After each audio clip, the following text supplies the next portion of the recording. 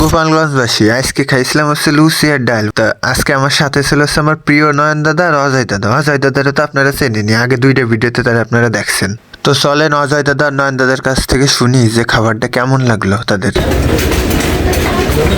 Test কেমন? মজা? হ্যাঁ দাদা, তুমি ট্রাই করছো? কেমন মজা? এটা আগে খাইছি, ভালোই লাগে। কারণ আমার পালা এই ট্রাই করি।